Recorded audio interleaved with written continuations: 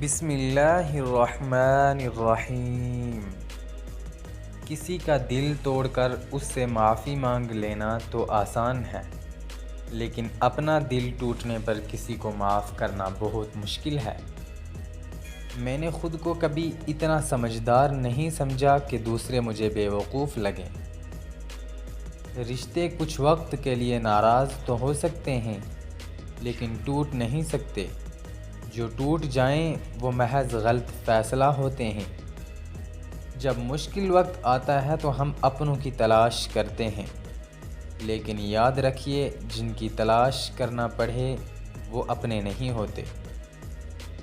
جب لوگ تمہیں تکلیف میں اکیلا چھوڑ دیں تو جان لو کہ اللہ تمہارے کام کا ذمہ خود لینا چاہتا ہے۔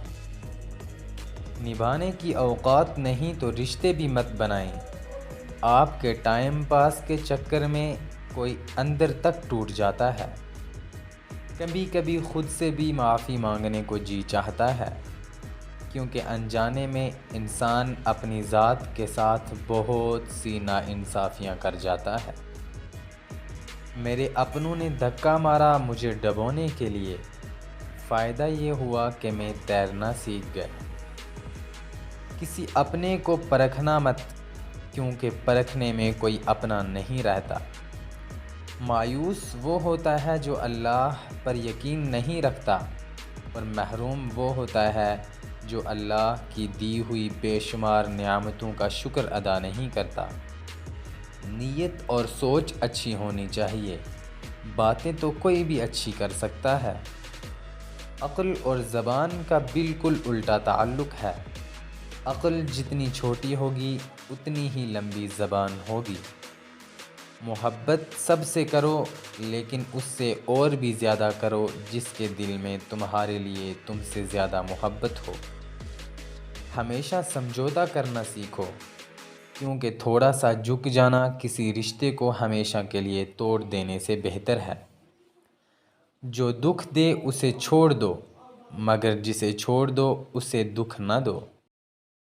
آج کا انسان دولت کو خوش نصیبی سمجھتا ہے، اور یہی اس کی بد نصیبی کا ثبوت ہے۔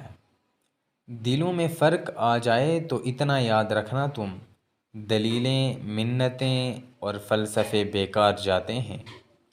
کچھ لوگ مسکراہٹیں بکھیر کر یہ احساس ہی نہیں ہونے دیتے کہ وہ اندر سے مر چکے ہیں۔ کچھ لوگوں کو ہماری ضرورت ہی نہیں ہوتی، وہ صرف یہ دیکھتے ہیں کہ ہم ان کے لیے کس حد تک مفید ہیں۔